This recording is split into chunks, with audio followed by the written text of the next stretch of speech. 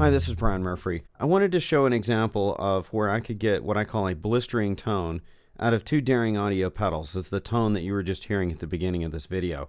I'll give you an idea of what this bass sounds like dry.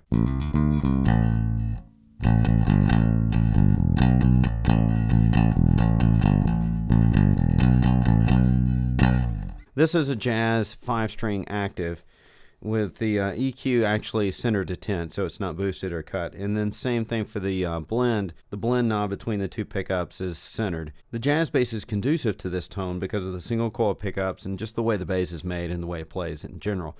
A P bass does not give you this exact same tone. Not that you couldn't get the blistering tone out of it, it just won't be quite as easy. Okay, so the first thing I'm going in here is the Edge Activator HD. I've got the volume set basically to just a nominal volume just to keep myself from overloading the board. And by the way, this is a dry signal going into the board. There's no amp involved. The blend is set almost completely maximum just because I want to really accentuate this effect. This EQ knob is minimized at 770 Hertz here because it's EQ low switch here. The range here is set to almost minimum, so I've got the most frequencies from the bass that's passed on to the Edge Activator itself. Now the gain is one component that is paramount to this tone. The idea here is I'm adding a little bit of harmonic distortion to the already activated or excited circuit. We got this crisp smooth switch set to crisp. Then I come out of here and actually go into Laser Cannon HD.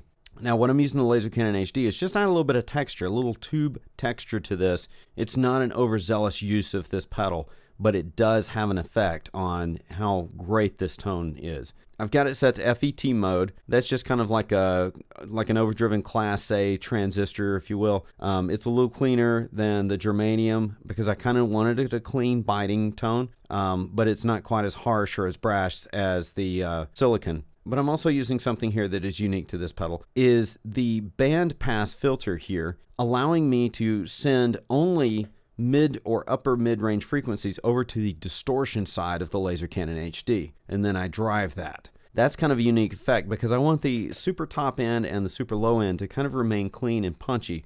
I don't necessarily want those distorted by the Laser Cannon HD. Okay, then I'm coming out of there, then getting blended, about 50-50 on the blend.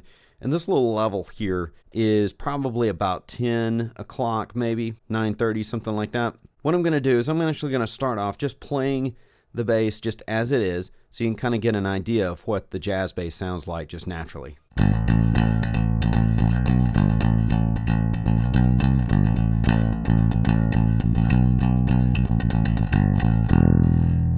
Okay, that's just the jazz bass naturally. Now I'm going to add just the Edge Activator HD.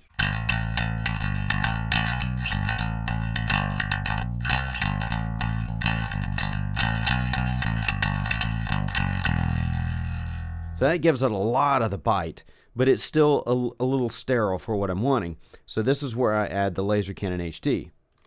When I add this in here, it kind of softens the blow in the mid-range, but also kind of warms it up a little bit too.